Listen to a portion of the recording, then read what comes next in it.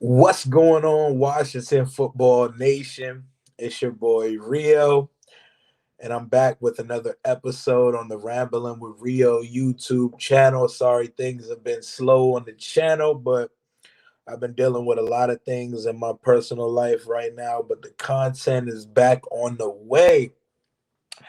The season is now over for our Washington football team, soon to be named Washington Blanks. Don't worry, we're going to have a lot of name content on the way real soon. And me and my super sleuths in my group chat, Jalen, Alex, Tay, and Todd, we got a group chat season recap and name show coming up real soon. So be on the lookout for that.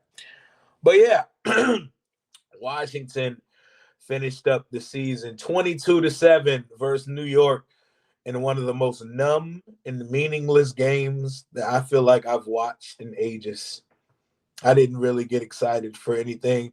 Nothing really moved the needle for me other than the fact that, Terry got his back-to-back 1,000-yard seasons.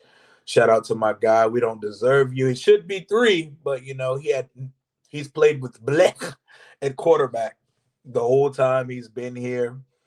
Shout out to Gibson for getting his 1,000 yards. I expect to see some growth from him next year because he literally should have had 14 to 1,500 yards and over 10 touchdowns this season because not only were the fumbles an issue, dude doesn't see it sometimes. He doesn't see the holes sometimes, and he doesn't see the daylight in front of him. He's left a lot of yards on the field, but congratulations to AG and Terry for hitting 1,000 yards. Shout out to Bobby McCain.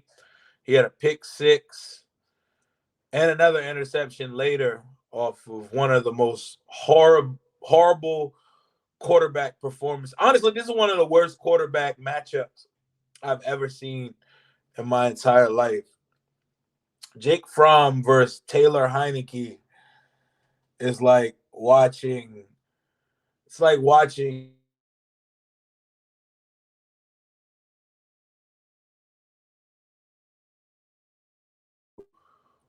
put together don't equal one starting quarterback in the NFL, and it was just hard to watch.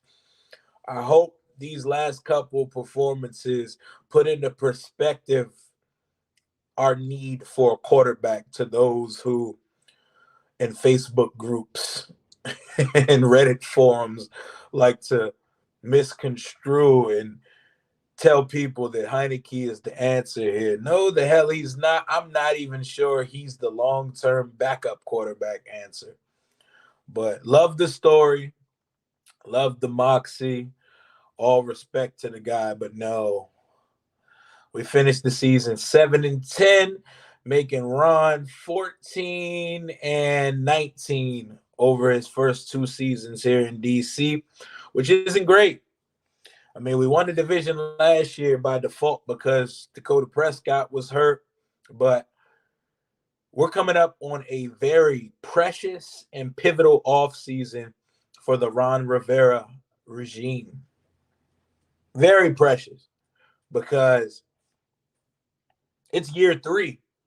It's time to put up or shut up. So that's why I think we're going to go all in on trying to trade for a big name established quarterback before we draft one in the first round. I think we're still going to draft one in the first round, but I think they're gonna lay all their cards on the table like they did last year, trying to acquire Goff and Matt Stafford. We're this close to getting Stafford. Every time I watch the Rams, it stings a little bit because we pretty much had a verbal agreement locked in with the Lions for Stafford. Then the Rams came in and was like, nah, y'all good, fam. But 22-7, Washington over the Giants. Joe Judge was talking that shit this week. It didn't even affect me. Usually I would be like, oh my God, Joe Judge was talking. I'm so upset. Bulletin board material. Like, no, I'm like so numb to the nothingness that this game consisted of that didn't do anything for me. Didn't do anything for me when they decided to run a quarterback sneak on their own side of the field. Like, I couldn't even truly appreciate that shit. I couldn't even appreciate the victory. Like, we scored, and I was like, yay, a touchdown. Cool. This man Heineke completed 9 passes versus the Giants, bruh. Terry and Gibby got off, though. Terry and Gibby got off. Congrats to my guy, Charles Leno, friend of the show. Great guy on and off the field on his contract extension.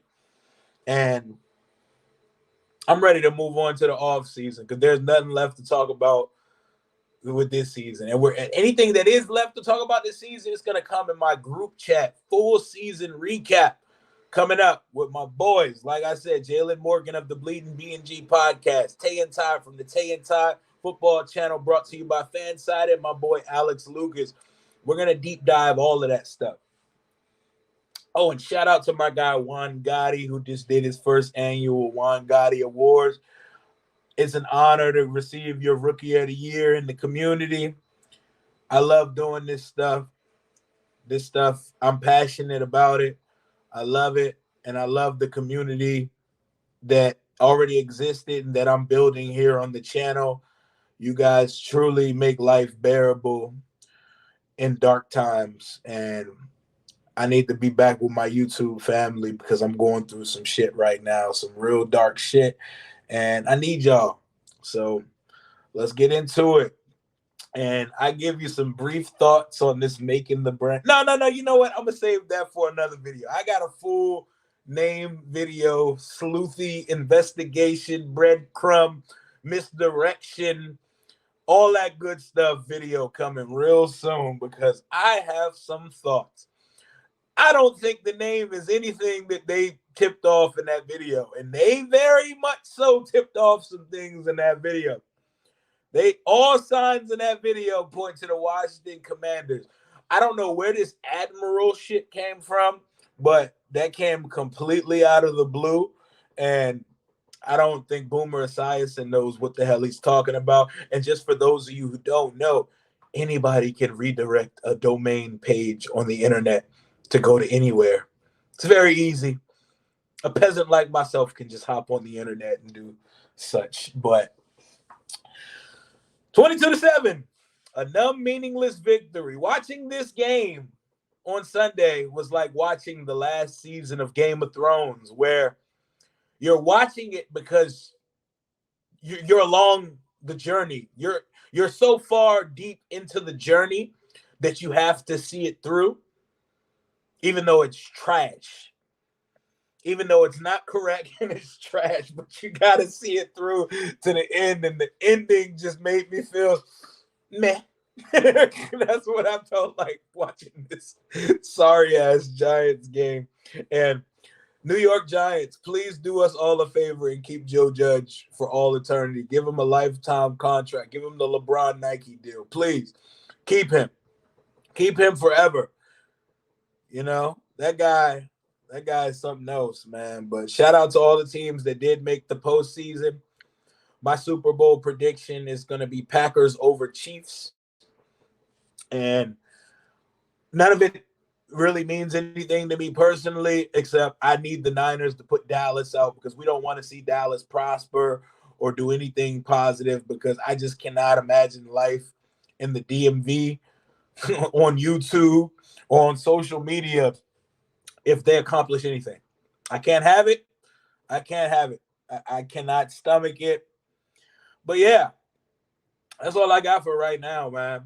I got some stuff coming your way, so be on the lookout for it. Thank you to everybody who's checked in with me. I need every single one of y'all. It's been real. Held to the nameless, soon to be named football team. We're going to have to retire my sign off, and we're going to have to come up with a new one, man. We're going to have to come up with a new sign off as a team because what am I saying when we're not the nameless football team anymore? But we're going to figure that out along the way as we always do. Until next time, deuces.